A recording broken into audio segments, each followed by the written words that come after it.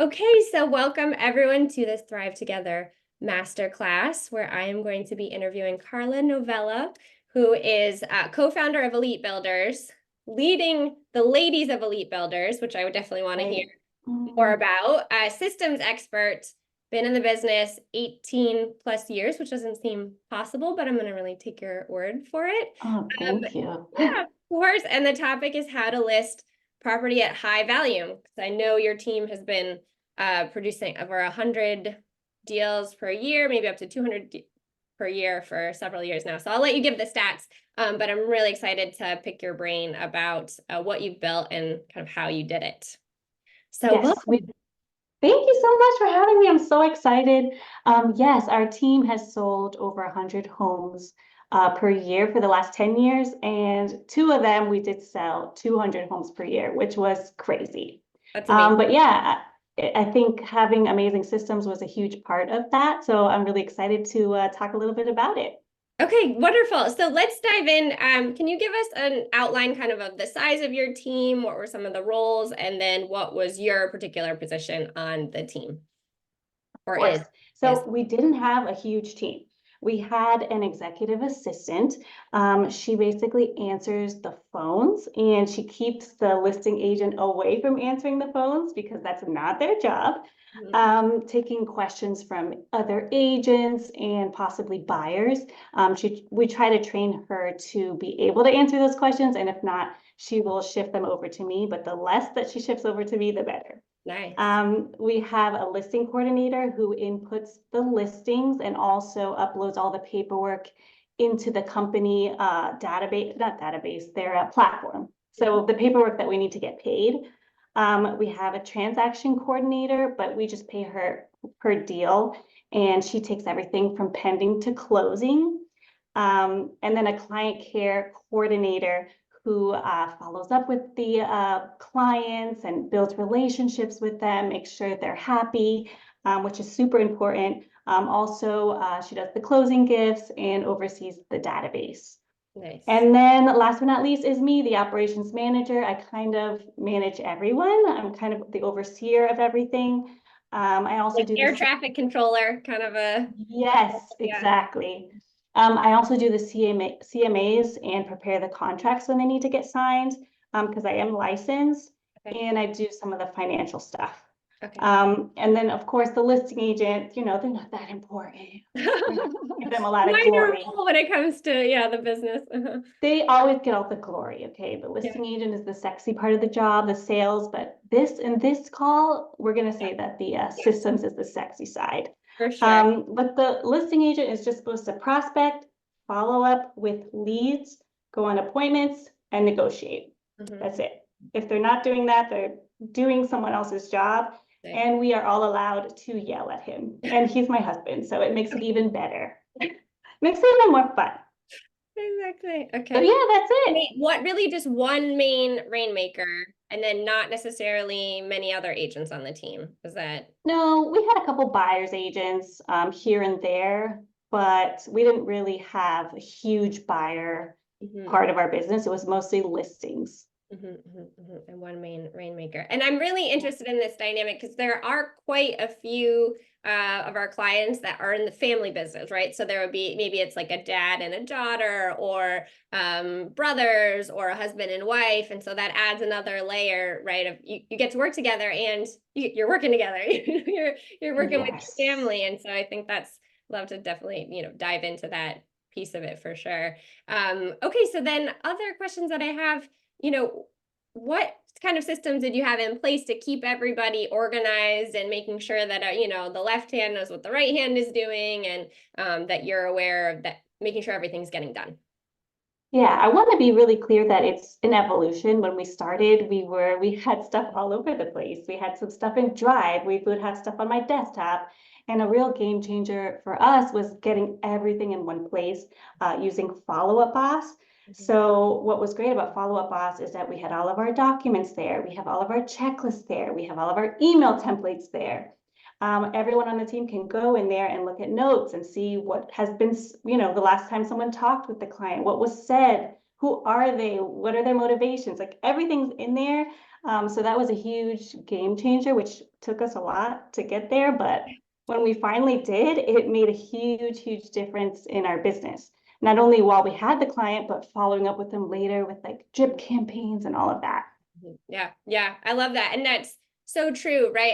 As it evolves, because you have a system that works maybe when it was just you and the lead agent, right? And the listing agent. And then now you add on other people, and now your system that worked perfectly fine, which might have been you just talk to each other. You pick up the phone and talk to each other, or you have pen and paper or whatever. But now that you have a bigger team, that system doesn't work anymore, right? And so a lot of times our clients will sort of judge themselves and feel like really embarrassed about where their tools are at. And it's like you're busy in the business, right? And you're making it happen, and you're making sure things don't fall apart. And so sometimes that means cobbling together, some sort of a system that's at least functional. And then the next step for sure, if you want to scale, is to be able to streamline it and make it more efficient and make it pretty and ideal and something you'd actually want to show someone. But it's okay if that's not the case in the beginning. It's almost necessarily not the case in the beginning, right?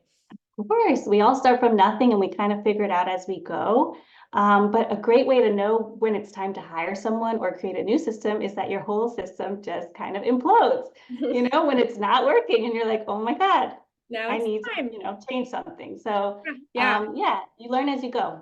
Yeah. And that's a big motivator, right? Because you think about habit changing, really like shifting your habits is one of the hardest parts of any system that you're trying to implement, right? It's like it all looks good on paper, but if it means now you have to go to a different app or slow yourself down, it's going to be really hard. We're wired for efficiency, the shortest path, right? We've seen Right. they'll like design cities and the sidewalk goes to like a nice neat point, and then everybody just kind of cuts through because it's shorter, right? Like we want Right. to find the shortcut, and that's okay until the shortcut leads to implosion, right? And so it's like then you finally have your motivation. Now you got enough pain to actually sit down and make that change. And then that's why it's great to have you as a resource so we can pick your brain about like, well, what does come next? What does that change look like? So for you, it meant, no more some things on the desktop, some things in the drive, some things in Dropbox or some other place. It's really like centralize it to Follow Up Boss was sort of your first step in systematizing. Okay. Yes. And that worked really well for us. And we really only had one account that everybody logged into, and that worked for us. It's probably better for every person to have their own account. So I don't know, I would probably recommend to do it that way, but we were just trying to kind of piece it together as we went. Okay, so everybody logged in as the listing agent basically, and then could kind of see in the notes though, would you put like initials if someone else talked to them or something like that? Like, is that one way you would indicate kind of who did what? Yes, and as the stages change, new checklists come up, and the checklists are labeled with who does what. Nice. So like when it changes from off the market to active, the client care coordinator knows like, okay, now I have to call them on this date. It kind of shifts as the stages change. Okay. All right. It's like a nice little delicate dance, but at least it's indicated who it's assigned to, what has to happen, and who's in Yes, charge of making sure it occurs. And then right. you're able to kind of work off that one login. Excellent. Yeah, Yeah. and Go ahead. I was just gonna say, I think if you have a bigger team, it's definitely better for everyone to have their own account. But because our team was kind of small and we all had very, specific roles, it was easy to keep track that way. Okay. And then Angela's asking, so they would just watch for the status change, basically, like when it changed the stage, and then that would be the trigger that someone knew that they had other tasks to perform, basically. They wouldn't necessarily get notified, or is there an automation that would flag that for them? Well, everything's on a smart list, and I would have them check the smart list every day. So it would show what's gonna come on the market, what's active on the market, what's pending. They were all listed, but I also would send them a little email reminder to like the listing coordinator, like, hey, we just took this listing, go check it out. Nice. Okay. Excellent. Yeah. So a little prompt like that. Okay. And then were there any other tools that you brought in? You had mentioned the document or the platform where the clients would upload their documents. Yeah, that's just whatever company you work for has their own platform, and you need to put in certain documents in order to get paid. So our listing coordinator would take care of that, and she would work with the transaction coordinator to make sure that everything's in there by the time closing comes along, because we all want to make our money. So that was easy. Most companies have something like that. The other thing that we would use is just DocuSign to get things signed, which is pretty straightforward. We did use BombBomb. It's a video service that you can embed in your templates. So when Aaron, who's my husband, would set an appointment, he would send them a personalized BombBomb like, hey, Susie, thanks so much for talking with me. I can't wait to meet with you on Sunday at 3 to get together to talk about your move to San Diego so you can go visit your granddaughter. Really looking forward to it, something like that. So that personalized touch was huge because there's a lot of agents calling people and it really sets you apart. Also, we're all watching video all the time. We are used to seeing people on video. So it's a very natural way to communicate these days, and it was super effective. That's great. I remember that you had recommended that tool. Wasn't there even something where you could hold up a screen and it would like project info, or can you tell us a little bit about that trick? Yeah, there's an app, and I'd have to ask my husband what it's called, but it puts their name on your phone. So it would like say Susie, and you'd be like, because it gives you a little thumbnail before you open the email, it'll just show my husband there with the person's name going like this. And it just makes them want to click it. Like, what is that? Yeah. So our open rate went up a lot when we started using that app. Nice. So I'll follow up with that because I remember that trick and I thought that was really cool because I haven't really seen anyone else using that. And I can see how it would prompt people to that curiosity piece. They see their name, they want to. Their name. Everyone loves, like, the word that people love to hear the most is their name. So when you see your name, you're like, ooh, it's about me. I love me. I'm my favorite. That's my favorite person. Yeah, wonderful. Okay, and then I do want to know if there are any other tools, and then Angela had a question about communicating with clients. So if there are any other tools that you wanted to share with us. Yeah, I was just going to mention BirdEye. It's a relationship management software. So it puts all of your reviews into one place. So it becomes SEO searchable. So we would use that to get reviews because when someone would search Carla Novello, it would come up either the top 3, like first, second, or third. So that was a great way to really get a large number of reviews in one place. Nice. Okay. And then so it wouldn't necessarily direct them to like Google review or a Facebook review or anything like that. It would just sort of collect it, and then would it project it to multiple platforms, or it would just, how does it work? I'm not sure if it projected it to multiple platforms because we did use Google reviews as well. I'd have to ask Gabriella because my client care coordinator is the one who takes care of that, not me. So I'm gonna make a note to ask her. Yeah, okay, because that is one of my questions also. It's about how to get reviews and collect them and how many times to follow up with them and everything. But it's great to know that in any case, this is going to be helping boost the reviews, or basically making it easier for people to see them using BirdEye. Okay. Right. And I think Google is such a great place to get reviews because it is the biggest search engine, but it's also difficult sometimes because they don't come up or the client has to create an account.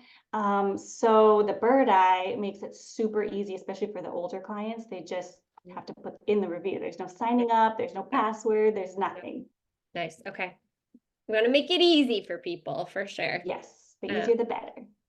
Okay, so let's see. Maybe we can move to Angela's question. She asked, do all parties of your team contact your sellers, or do you have one main person that would reach out and be the main contact? Because I know you had, different faces. Yeah, it depends on where we are in the transaction. So the listing agent only contacts the seller to give them updates when it's on the market, or to get a price improvement if it needs one. Once it goes under contract, though, it's mostly the client care coordinator and the transaction coordinator. The transaction coordinator is just getting things done to get it closed, whereas the client care coordinator is making sure they're happy, making sure they don't have any questions, really holding their hand. It takes a really special person to be the client care coordinator because sometimes you have to sit on the phone with them for 40 minutes talking about the weather in Albuquerque and their dog that is sick. You really just have to be patient with them. A lot of older people who don't know how to sign things on DocuSign, this is the person who would go in and really take the time For with it. them. Mhm. Yeah. Yeah. So Yeah. there's different communications for different scenarios. Okay. And then the way that you would all know, like basically be on the same page about the transaction, so that sort of anyone could respond to a question about a contingency date, or, that everybody knows they have 5 pets or something, that's through Follow Up Boss. That's where you would store that information. Yes, all the notes, the personal notes are in Follow Up Boss, but really the transaction coordinator is the only one who's going to deal with the dates Got it. and the nitty gritty of the closing. The client care coordinator wasn't licensed. She's not, she doesn't know the ins and outs of the transaction because she's going to go back to the transaction coordinator for those things. Got it. She's just there to make sure they're happy. Excellent.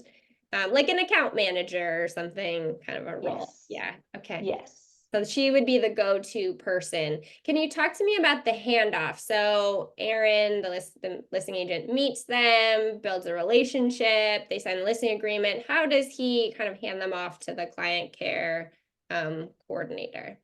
Okay, so the listing agent makes the appointment, and he's gonna send his little bomb, and he's gonna let the operations manager, me, know that he set this appointment and the details. I'm gonna go ahead and do the CMA and send it to them before he meets with them, with our pre-listing package, so they know a little bit about us. And then hopefully he takes the listing, he goes on the appointment, takes the listing, and he gives me the paperwork. So I'm going to upload all that paperwork into Follow Up Boss, and I'm going to put them in a stage that's like active but not on the market. So everyone, it goes in a smart list, like, okay, this property, we listed it, but it's not ready yet. So after I change the stage, I'm going to let the listing coordinator know that it's ready to, get ready to get on the market. I'll send her a little blurb. I know we were talking about Chat GPT. So I send her the blurb that I want in MLS and a similar property. And with that, she inputs it in MLS. Sometimes she has a few questions here and there. She also orders the photographer, professional photos. And once that's ready, she lists it. So between the photos, the listing that's similar, and the blurb I sent her, she's usually good to input it in MLS. And then once it's ready, the stage is changed again to active. And so a new checklist comes up. So the checklist will be for the client care coordinator to start calling them, introducing herself. And she'll do follow-up calls. She'll send them a gift, usually in the middle of the transaction. Just like, hey, I know this can be really stressful. So she'll send them a little Amazon gift card of like 20 bucks, like have a movie and popcorn on us, we're taking care of it. Just a little touch in the middle, and people really, really like that. Very thoughtful, yeah. Yeah. And then as the offers come in some points of the market, you're getting 30 offers. In other points, you might just get one. So in those points when there's a lot of offers, I would put them all on a spreadsheet for Aaron, and I would just kind of give the details, like it's cash, this is how much they're putting down, this is when it's going to close, anything special about it. And I would just list them out for him and kind of highlight the top 3 with the buyer's agent's number so he could present them and be efficient, because when there's 30 offers, it becomes a headache. You got to compare apples to apples, right? Like make sure you have them, you can show them easily. Summarize. Yeah. And I know what he's looking for. He's looking for, the financing, the amount of money, and any like additional terms. So I will highlight that for him to make it easier for him, because he's got to go make the money. He's got to go do the deals. If he's in there trying to sift through 30 offers, it's just like a waste of his time. Yeah. So I would give him the offers. He would present them. Once we get a signed contract, I would send it out to the seller to sign. And once we have that, we'll upload it and we'll change the stage to pending. And then the transaction coordinator has her stuff there. Okay. So she will take it from pending to closed with the client care coordinator. They're kind of like a team. And once it's closed, the client care coordinator will make sure, this is very important, make sure that they're happy. Because sometimes, no matter what you do, it has nothing to do with you, they're just not happy. And if they're not happy, you don't send them a review. You just wish them well. You never leave on a bad note. But only if they're happy and you know that they're going to leave a good review, you send them the link to the review and you put them on a drip. You change the stage again to past client, and that initiates a drip to keep in touch with them so that you could do more business in the future. Nice. Yes, that's the goal, right? Those repeat and referral clients for sure. Angela was wondering, are you sending out the offer to sign for the seller, or is the transaction coordinator doing that?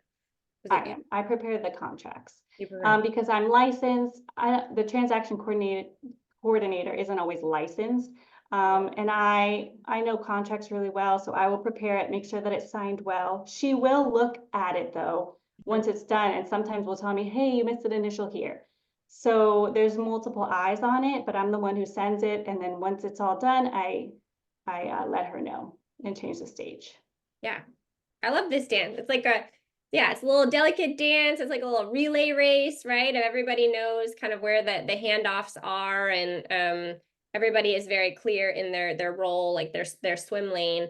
I was wondering, in the beginning at the listing appointment, what did Aaron do to set that up for success? Like, how did he introduce his team? How did he talk about his team? How did he position you guys maybe as the experts, so that people not only expected to hear from the client care coordinator and other people on the team, but we're, sort of excited to work with them? Yeah, he manages a lot of expectations up front. I think being a listing agent takes a lot of skills in a lot of different areas. So right from the beginning, he is setting them up on the pricing of the property. He's very skilled in letting them self-discover what the price should be. It's not us who's recommending the price. No, it's the market. And if the market is showing us in 2 weeks that this price isn't working, then we're going to have a conversation about what the market, thinks it needs to be. So they are already expecting in 2 weeks that he's going to be calling them either with an update or with that conversation. They also know, he tells them that, he has an entire team of people who are going to help them get it from start to finish. And he explains about, who's on the team. We have a pre-listing package and all of our information is on there, which I send before they even get together. Hopefully they read it, maybe they don't. But he does explain that there's an entire team at their fingertips. He explains that I am licensed as well. So if they have any questions, we'll be there to answer whatever they need. So I think they know from the beginning that it's not just Aaron. And honestly, we're a lot nicer than Aaron. So I don't think they They're mind. happy to be dealing. Yeah, not that Aaron's not nice, but he's not like warm like the client care coordinator is. Like she's gonna hold their hand, like they're Yeah. friends. And he's the negotiator, and he's who they want, in that role. And then we have the Right. person who, I'm just so overwhelmed from moving, and it's my first house, and I don't know what to do with my kids during and we want someone who's gonna really listen and be understanding and validate those feelings before Right. suggesting solutions. And that's a different skill set, or that's a different behavioral style, probably. And so It then, really yeah, is. the detail oriented compliance person. And so that's when it all comes together. It all comes together beautifully when everyone's in their specific role and their zone of genius. But when we've seen challenges when the client's like, well, I know Aaron, I trust Aaron, who is this other person, and so it's really about, as you said, managing those expectations. Yes. There's no secrets. We're not just like throwing these new team members in last minute. Surprise, Like yeah, last thing surprise, you're not gonna talk to Aaron ever exactly. again. New But person, yeah. we're very clear on who's good at what, and Yeah. we stick to that. So Aaron doesn't have the patience to sit with someone and talk about their dog. Like he just can't. He's not gonna do it. He's gonna be rude at the end, like, okay, bye. Mm-hmm. So I think the client at the end of the day appreciates it if they're getting what they want. If they feel like they're being communicated with and they get their answers, they don't really care who it's from, Yeah. as long as it gets done. Yeah. So then one other challenge that we see sometimes with team members is getting the information from the listing agent's head to the operations team, especially if something specific was promised or discussed at the listing appointment. So different solutions we've seen are, a quick brain dump on the phone for 5 minutes after a listing appointment, just to get, they just talk it through, or a form to fill out. Sometimes there's a new listing intake form that an agent will kind of fill in the details and then pass it off that way to the ops team. How did you guys handle that? Or was it pretty standard, and so there weren't so many things that you had to communicate at that stage? That's a good point, that a form would be probably nice to never forget anything. But Aaron, after his appointment, he would just write me an email with everything, just all the details. Okay. This is what the property has, a little bit about the person. And that was in follow-up boss. So it was all in one place. But he did it so many times that it was always pretty much the same. But it was in his head. So it probably would have been better to have a form, because you never know if you miss a little something here and there.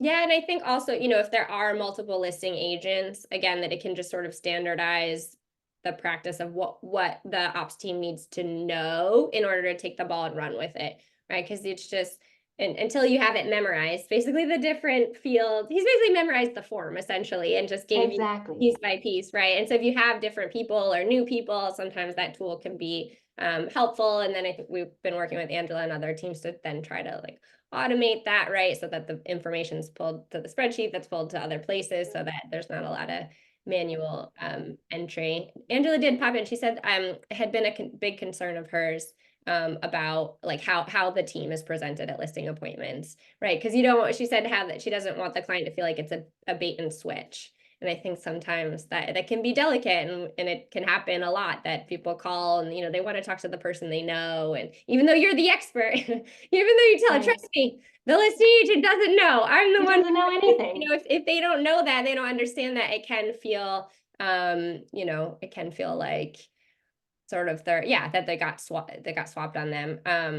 The So other thing that we're all trained to do is to say, I just spoke with Aaron and we talked about this. This is what he said. So it's kind of like Aaron was in this conversation. It's not just me. Like, we're right, a team. right. Even if we didn't speak with Aaron, it's always like, oh yeah, I spoke with Aaron about this and this is what we decided. You know, just making it like we're all in communication. Even though Aaron's not on the phone, he was in this conversation. Right. Okay, excellent. And then the first introduction, is that a phone call from the client care coordinator? Is it an email? Is it how do they It's a meet? phone They're call. meeting Aaron face to face, and then it's a phone call. Okay. Yeah, it's a phone call. The person who's a client care coordinator has to be someone who's very social, who loves people, who's very warm. And so that first call is really important. We have a script, not a script, but like questions that she's supposed to ask them and take notes on. So that we know a little bit more about them. And then we can personalize our gifts to what we find out about them. You know, that person is really skilled at really getting to know them specifically so that we can kind of wow them in the end. Yeah, I love that. Do you remember any, oh, Angela said she'd love to see the client care coordinator script if you're up for, Oh, okay. I'll make a note. yeah.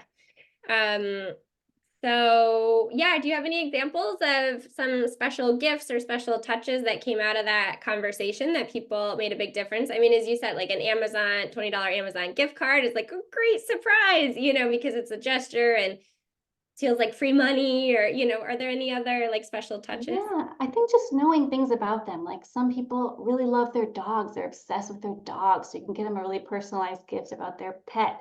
Or maybe they're having a baby and you get them a cute little onesie that says something cute. Or, you know, it's just really knowing, like, why are they moving? Are they going to go see their grandkids? Are they going to get a new job? Are they moving into their first house? Then maybe you would get them like a Home Depot or a Bed Bath and Beyond. So it's just, that's why the client care coordinator is so important, because she's the one who really gets to know them so that we can do those personalized touches. Nice. That's great. And did you have oh yes, Angela's wondering if you had a gift service. First, Yes. Ali says yes, she also wants that client care coordinator script. So we're gonna make sure that we track that down. And then yeah, Angela said, do you have a gift service? Or does the client care coordinator order the gifts individually? Yes, we use AM cards, which is integrated into Follow Up Boss. And there's a whole bunch of gift cards you can get through there. There's also personalized things, like you can do a personalized charcuterie board. You can do brownies. People are obsessed with the brownies for some reason, we found. But if she feels like it's like a really personalized thing that she can't find, then she'll go through Amazon or some other Like site. Etsy or something. Etsy or something like that. But the AM cards is so convenient because literally with one click, it's done, because all their address and everything is already in Follow Up Boss. So you just have to choose the gift, click, done. And you can write a personalized note or make a personalized card, which she was really great at too. If she knew that they loved the Florida Gators, she would put the Gators on the card, you know, like little Yeah, things like yeah, that, but they yeah. just loved it. It's a great job too, to like, it's like a happiness coordinator. You know, your job is gets to let your job, you get to just wow. I think that would be a really fun way to spend your time. That you get paid to just think about what would bring someone joy, and execute on it. It's Yeah. a great job if you're that person, because like Aaron would do horrible at that job. I would do horrible at that job. I'm great at organizing stuff. I love systems. I love spreadsheets. But like, I don't really want to talk to people Feels that like a much. lot of, yeah, and it can feel like a lot of pressure maybe or something. But yeah, so then did she have a budget that she would work off of? It's like, okay, as long as it's under this Yeah, we amount, you would, can kind of have free reign. Or are there extenuating circumstances, like if it was a really hard contingency period and you made it through, like I know sometimes people like send sweet treats or something, some carbs and sugar to help. the Yeah. brownies. Yeah, the brownies are good there. Brownies. People love the brownies. Mhm. Yeah, we usually had a budget for like the mid gift and the end gift, but of course, if she felt like, oh, we really need to, do something different, she could always, talk with me and I would be like, yes or no. So it was For flexible. yeah. Okay. So then she had, because I was thinking about, in terms of leverage and really making sure that this person can just sort of like be in their lane and take the ball and run with it. It's like you get, if it's up to this certain price point or within this budget, you can just make the choice. You don't have to run it by anyone. If it's over or exceptional, then yeah, you make your recommendation and then you have approval, which was really helpful in delegating for the person to know, go ahead and run with it. Right. And I don't want to have to answer a question every single time. If you're doing 200 deals, like it's too much. You need someone to have the agency to be able to do their job without asking you for every little thing. And I also want to really drive down on the fact that you selling their house efficiently, that's the gift. Like yes. if you're doing a good job, like that's really the gift that they want. I wouldn't focus so much on, the perfect gift, because really at the end of the day, they just want to get their home sold and get where they want to go. So this is like the bonus. Yeah. A couple more questions. Do all clients get mid and closing gifts? Do they all get listing gifts too? We And then don't do listing gifts typically. Most of the clients get mid gifts, but sometimes it just happens so fast that it just doesn't give a lot of time. yeah. Some clients get more than one gift just because it's like a shit show and you're just like, oh my God, this is like, it falls apart 3 times and you're just like, let's send them a little something. So, I mean, it's flexible. Discretion. Yeah, use discretion. And then did she keep track of everything in the CRM? Like, how did she keep track of which gifts she sent? Because I know like repeat clients, sometimes it's a big deal. You want to make sure you didn't already get them the cutting board or whatever. Yeah, it's all in there because AM cards is integrated into Follow Up Boss. But yeah, you also can make a note as well. If it was something that you did outside of AM cards, you can make a little note like, oh yeah, we got them this. Yeah. So that remember for next time. I love that we're talking about this. I know, as you said, it's bonus above and beyond or whatever. But I think when we think about listing property at high volume, we imagine like a conveyor belt, right? But this is really a whole person's job, is to make sure these people are happy, that it feels special, that they don't, feel like they're one of 100 a year, 200 a year. They feel like again, they want to hear their name. They love their name. They want to feel special. Everybody wants to feel special. Yeah, and that's going to increase the chance that they recommend you to someone else, because if they felt special, they want their friend to feel special too. Was there anything that you felt like you couldn't do because you were doing such high volume? I don't know if that's a clear question, but was there something that, I guess it just meant that you had to be very organized, right? Or are there any kind of touches that you felt like, oh, we would have loved to do that, but with scaling, we had to phase it out? Or I don't know. Yeah, we could have fostered better relationships with like the buyer's agents, possibly. They were kind of just like a number to us, like next, next, next. And really, those are the people who sell your listings. So we could have been more intentional about making sure that they were happy at the end of a transaction. But other than that, Like I the think buyer's agent on the other side of the deal. Okay, yeah. yes, or the listing agent if it was a buyer deal. Right. Just Okay. kind of forming relationships with them would have been probably good, but it still worked out. Yeah, exactly. I mean, that is another level. I know some other teams, they try to focus on the relationships with their vendors if they really help people do a lot of work to get the property ready, and so they try to like love on them, do a lot of gifts. Well, the vendors, like, as long as you're giving them business, that's the love. They Yeah, just want you to give them business. exactly. Yeah. And that is a great way to give the best service, is to have really good vendors, because they're an extension of you.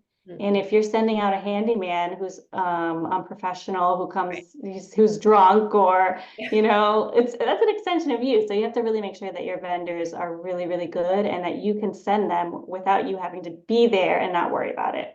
Yes. And so how did you curate that top vendor list? Like, did you have it set up in a spreadsheet? How did you make decisions, or, kind of evaluate whether they make the cut or not? Just over time, if we got good responses from our clients, like, oh, he was really good, she was really good, we would just add them to the list. We had a list of contacts, and those are the people that we would recommend. We also did a huge area of like several counties, so each county would have a few that we could choose from. Yeah, I mean, we were in the business for a long time, so people Yeah. leave, people come, and you kind of sometimes have to try someone new and just hope that it works out based on reviews, or maybe someone else used them. Yeah. That's Yeah. all. Yeah. Yeah. Angela was mentioning that the title company having a good title company partner makes all the difference. And so they send gifts to that team that's done deals with them to try to sort of Yes. At solidify. the end of the year for Christmas, we do send gifts to some attorneys, some title companies that we have relationships with, because yeah, they do make a huge difference. Yeah. Good point. Yeah. Yeah. And then the client care coordinator, did they talk to the buyer's agent at all? Would they coordinate with the buyer's agents also, or No, no? they were just for the client. So the buyer's agent, once it went pending, it really was the transaction coordinator who would be the liaison and get whatever needed to be, whatever we needed to get the property closed. When it was active, when it's active, you don't have a buyer's agent yet. Yeah. So yeah, pretty much it's the transaction coordinator that communicates with them. Excellent. So doing 100 to 200 deals a year with one main listing agent, it's probably doing a lot of lead gen. Or curious, like what were you guys doing for lead gen? And was the operations team doing anything to support, help with lead follow-up, or any kind of systems leverage, so that he was able to sort of make all his contacts and convert people? So our listing agent is a little bit of a maniac. He's a little bit obsessed. I think that's part of the job. But part of our job as the operations is to yell at him if he crosses the line into operations. Like, this isn't your job. Go back to doing the 4 things you're supposed to do. And sometimes he would creep in, and we would have to be like, nope, No, we got it. Not Same. your lane. Yeah. So it's like training them to stay in what they're good at, because without them, you're not going to have anything to operate. So yeah, I think it's just knowing your roles really clearly, not stepping out of them. He prospected 3 hours a day, every day, never missed a day. So he was a maniac. So most of our leads first came from expires, but when they dried out, we went into probates. Okay. So we had someone who would go to the courthouse to get the leads for him. And there's a company called Forewarn where you can look up numbers. And so he would call them. And that was a huge lead source for us. We live in Heaven's Waiting Room, South Florida. So there's a lot of older people here and a huge probate market. And it's a huge skill. Like, it's just a huge skill to call people who have had a family member die and be empathetic and really, careful with them, and make sure that they know that it is a huge service, because people a lot of times are lost when a family member has died. They're grieving, they don't know what to do. And he just kind of made up his skill set by calling attorneys and asking them questions like, what do I do in this instance? What do I do here? And it became a huge part of our business. And then that, and referrals. So past clients was a big part too. Yeah. Yeah. So he kind of trained himself on how to be an expert in the probate. Well, and then did he have scripts that he worked off of? Yes. So he has always been a highly trained salesperson. He's always used scripts to set the appointment, to pre-qualify them before he goes. And then the listing appointment is always the same script, which makes it easy for you never to forget, what to say. Like, you always cover all your bases because it's the same thing over and over. And you can imagine after 18 years, he's probably done it 10,000 times. So yeah, his role is super, super important, but at the same time, he can't do that volume of deals if he's not just doing that and he has a whole team of operations that he could just kind of throw it over his shoulder onto the next. Yeah, yeah. It's So totally he a 50-50 effort. tracks, converts, and then he has his team to deliver the service. So Exactly. focus on that, on prospecting with that pipeline. And then I also do want to say that I didn't mention is that after it closes, he does also call them and kind of thank them and kind of solidify the relationship again. So he does. Yeah. And then for calling for, staying in touch for, repeat business or referrals, what was the process for that, or like how many touches or how often, or? We had them on a drip campaign that would kind of contact them. Maybe it was 30 days later, then 60 days, then 90 days. It was kind of like a set range of time.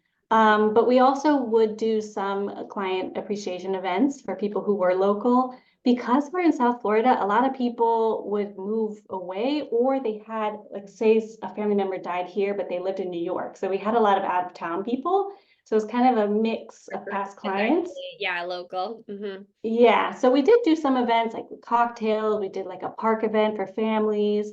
But it really wasn't our bread and butter. The best way to keep in touch with them was the drip campaigns and just calling them. Okay, so that would be part of the follow-up plan, would be like reminders to Aaron to call. Right, which you can do all of that in follow-up us. And question, does the listing agent go to the closing? No, never. Yeah. We never went to a closing. Really, I mean, during COVID, nobody went to closings and everything was perfectly fine. We've just been doing that forever because there's really nothing you can do at the closing. And I feel like sometimes it creates more problems than solves, because when they see you're there, they start to ask you for things and start to try to, it's just sometimes it creates more problems than anything else. But we do call them, of course.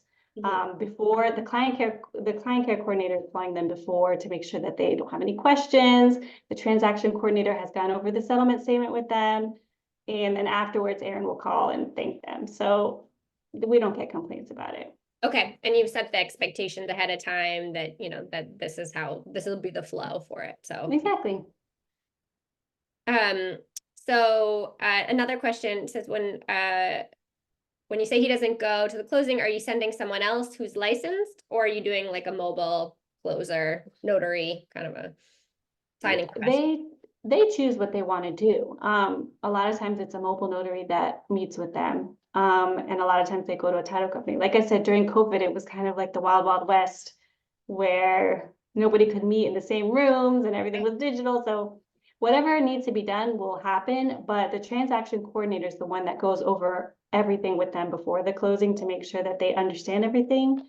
And we don't send anyone, because they've already gone through it with the transaction coordinator, and the title person can also answer whatever questions they have. So it's never been an issue. Excellent. Okay. So yeah, we talked about main lead gen sources. What did you do did you do anything for marketing the brand or the listings that was, special or unique, or what type did you do, mailers or? This isn't going to be sexy, okay? But 75% of marketing or more is the price. Okay, the price is what sells the property. So, and I know we don't like to hear that, but we're all using the same photographers, we're all using the same MLS. Really, what gets a property sold is that it's priced competitively, and being super skilled in managing that expectation, not only pricing it well, but managing the expectation that the market's going to let us know if this is priced well, and if not, we're going to have a conversation about it.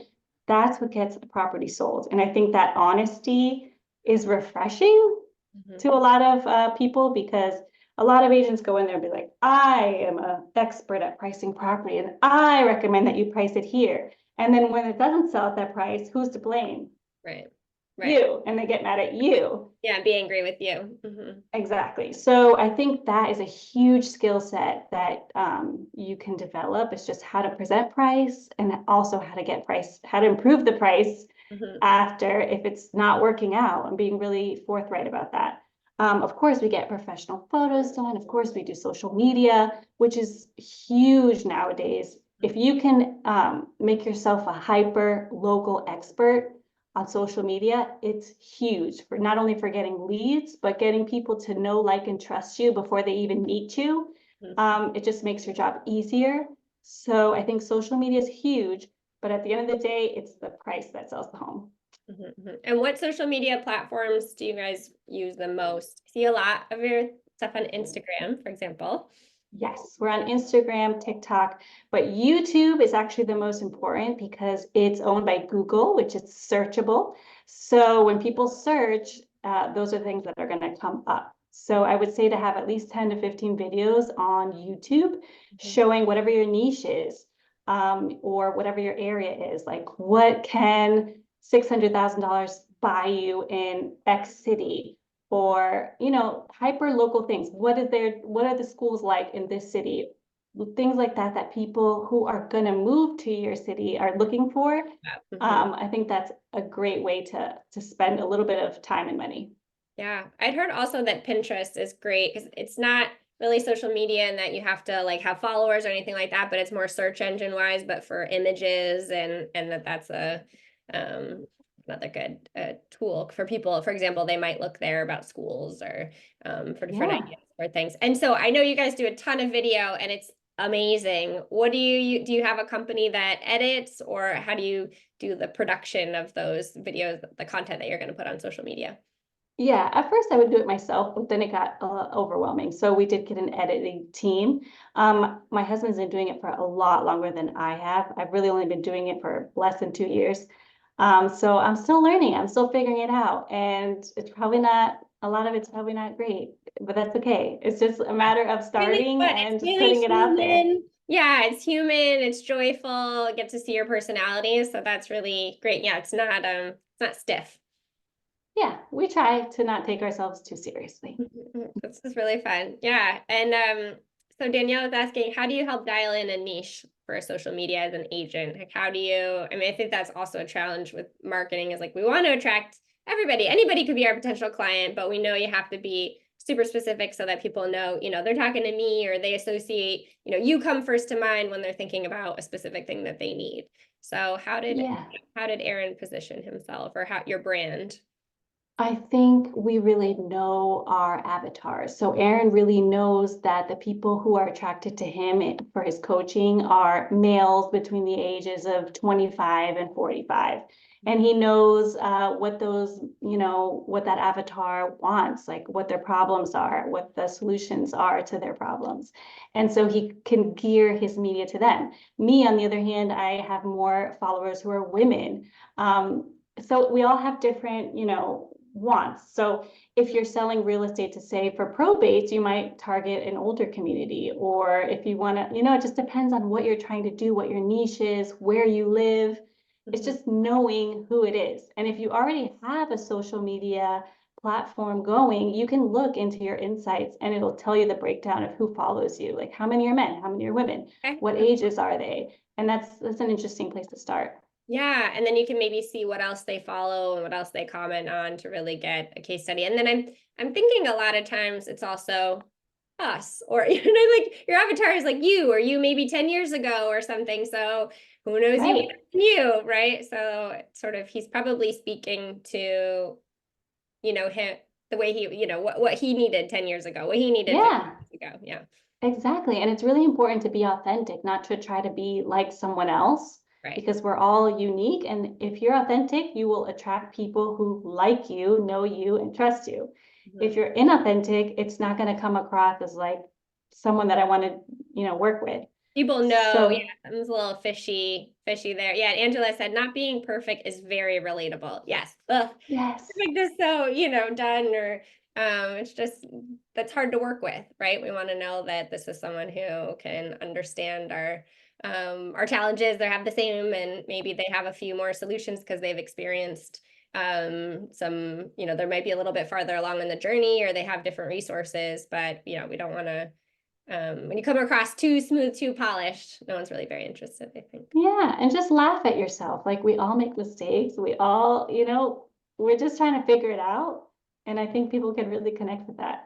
Yeah. Yeah. I was remembering the first time that Kathleen asked me to go live on the Facebook page. She was talking about my like neck got all red and splotchy. It was like there was my nervous system thought there was a literal tiger like in the room with me, and then I had to do it a few weeks ago. They asked, if I was doing an Instagram takeover, a day in the life. All these words make me feel very uncomfortable, but they're like, can you go live on Facebook and announce it? And I was like, you know what? Sure. It's not going to kill me, and then this time no red splotches. And I was like, this is progress. Maybe I should talk about that, because these things, it's like, Seriously. this is how you can help more people. This is how you get in front of the people who really could use your services. And in the meantime, puts you just, maybe 37 to 97% outside your comfort zone, but it's worth it, right? If you can actually help people and they can hear Yeah. what they need to hear. It's completely worth it, and people will totally identify with it. I totally identify with it. I'm super uncomfortable talking in front of people, and I have come so far just by forcing myself to do it. But yeah, posting about that would be amazing. Just like, hey, this is my journey. This is what happened the first time I posted. Because if you don't post, really, what you said is so true, is you have no way to make an impact on anybody. Yeah. And you're special, like you have a lot to offer. So you're really doing a disservice to your potential clients by not putting all your special skills out there.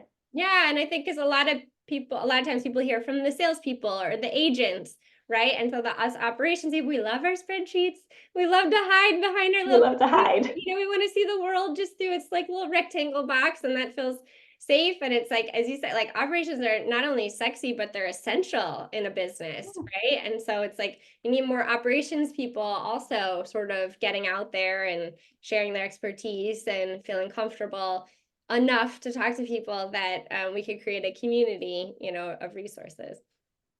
Yes, we need to join a community. Yes. Introverts unite. Yes, exactly. And then slowly but surely, you balance yourself out, maybe a little bit more extroverted, maybe like people actually a little more than I thought before, or I feel more comfortable with people. I'm curious about, because you've been on a journey, a growth journey. Is there anything that you wish you had done differently or you had done earlier, maybe things you know now that, oh gosh, like if only I could have started that, done that 5 years ago, 10 years ago, it would have made a difference. I would have delegated earlier. I think a lot of us have, control issues, Yeah. at least at the beginning, like, oh, I'm the best one for this job. Nobody can do it as good as I can do it. But I have 2 kids. So once I had kids, I was forced, Yeah. literally forced Yeah. to hire people Yeah. because I didn't want to. I used to be the transaction coordinator. I used to take the pictures. I used to be the assistant who answered the phone. I used to do the CMAs. I used to put the listings in. I did everything. And of course, like you can do that when you're in your 20s, maybe, but Right. you're gonna Stamina get wise and yeah, work-life balance wise, it's like it's more possible. But and it does feel good to be the one who knows how all the things are run and getting it done. And for me, it's been, it was like job security. It's like if I'm the only one who knows how to do it, then I'm always guaranteed I'm essential. And the first leap was really hiring our virtual specialist, who is fabulous. And I just realized that I was able to hand to her quite a bit of my job, and she did an excellent job at it. And so there was a little bit of panic, like, well, now what am I going to do? But so many things opened as opportunities now that I had bandwidth to think about it. I never worked directly with clients. Didn't do any consulting. I didn't do anything really creative around systems because I was just busy being an assistant, being the operations person. And once I handed that off, I was like, oh, I can help be a face of the company. It freed me up. It was really that like abundance mindset of if you replace yourself, that means you just get to step up a little bit higher. Right. If you're working in the business, you can't work on the business. So really, you're just stifling your own growth. And I think we did that for a good amount of time before we realized like this is not sustainable, not only because we can't grow, but I also would like to take a vacation like that other Yeah, like Angela, who's gonna go on Angela, vacation. who is, Less about it. yes, we all want to have a little break sometimes Yeah. and be able to do so. So that was Yes. something that I would have done earlier. Yeah, get it out of our heads and, cross training. But it is, as you said, the part where we like to hold on to it. I mean, there's also Oh yeah, Angela said Kelly's so scared to let me go for a week. I know, because I mean, there is the trust piece, right? And so it's curious, like, how did you build trust with everyone in your team that you knew that they could handle it, right? Because we don't want this to be like a trust fall leap of faith. It's just like a little step, right? Because based on the fact that we know that they can handle it and are trained, like, what are some of the ways that you sort of walk down the steps of the pool rather than dove in, maybe? Unless, Well, I think super important is that you have everything documented, and even better if you have videos. So if someone leaves, all of a sudden you have all the videos to train the next person. Or if someone goes on vacation, you have all the videos for the person who's just kind of doing it for the week. right. Everything should be documented somewhere. Mhm. And yeah, some level of cross training is great too. Yeah, yeah, absolutely. And it can seem like a daunting task. So that's why we developed our service also, is to help people get it out of their head, organize it so that they can just say, these are the things that have to happen and here's how it gets done. I'm working a lot, with the teams of that can be, as you said, a video tutorial, just record yourself doing it. It could be step by step. It could be screenshots. It could be sometimes just a link to the follow-up boss tutorial on how to do that, right? But if you have what has to happen and then directly a link to how to do it, people aren't going to be lost. They're going to find the email template. You leave those like breadcrumb trails for them, and then sort of let them execute. And it's going to be Yeah, and that's a okay. super advantage of being someone who's newer or who doesn't have a huge team, is start documenting now before you're huge and complicated and it Right. seems so overwhelming. Right. A really, really big task. And that's a lot of the clients that we get. It's like, I know I should have done this 5 years ago. I'm really, and so as we come in, we have a whole package that we offer for, sort of setting up your systems and documenting them, because it's one of the things, it's a skill set, and this is a specific type of project that if you haven't done it before or you're busy working in the business, you might not have the bandwidth to do. Yeah, Angela said she's 20 pages into their procedure manual. She's only a third done. So Awesome. Well, keep at it. she's doing a Get really that vacation, girl. yeah, exactly. I can't wait. Angela, you're gonna be hearing from us until you do it, and then we want photos. And we want to hear all about it. Wonderful. So, oh yeah, and one more question. Who goes through your procedural manual to update the video trainings? Yeah, how do you keep things up to date? So then we can. I would say it was more our client care coordinator. She kind of did the videos more than anybody else. Because, well, in our case, she's my sister. So I trust her implicitly, and she's really good with technology. So she was the one who I would be like, okay, let's video exactly how we do all of this. And if it changed, she would just update it. So I think just having a person who is the person, Yeah, and if something changes, just letting them know. yeah, excellent. Yeah, who can own that basically and manage it, because things are going to evolve. Change is the only constant in life and real estate. So Yeah, but it's not very often. I mean, a lot of the things that we do, we have been doing for a very long time. So it's not, I don't think managing it is really that yeah, difficult. yeah, or maybe like a yearly audit, right? And just make Yeah. sure everything's fresh, and that could be, just like a nice annual project. Wonderful. Thank you so much for your time, Carla. It is wonderful to connect with you and hear about everything, your journey, and how you made this work. Such amazing service that you're able to offer at high volume. It's really the dream, and have a life, right? And like a happy marriage and like children, and vacation and all the things that, we would love to have the freedoms and actually be able to enjoy our life that can come from a real estate business that's run efficiently. So we'll follow up. We'll send you guys, everybody who is here, we can send that script if you're able to track it down, and also some of the other questions that we had, and we'll send our contact info. And I look forward to talking to you again soon, Carla. It's really a pleasure. Awesome. Thank you so much. I really appreciate you having me. And if you guys have any questions, you can always reach out on social media. I'm Yes. at Elite Builders Ladies. Okay, at Elite Builders Ladies. Yep. Thank you so Just much, ask me a Carla. Appreciate question. your time. That's Thank wonderful. Yeah, you. Danielle was asking how to contact. So perfect. So if Instagram is good, then that will be wonderful. All right. Thank you again, Awesome. Carla. Thank you so Take care, much. everyone. Bye. Okay, bye.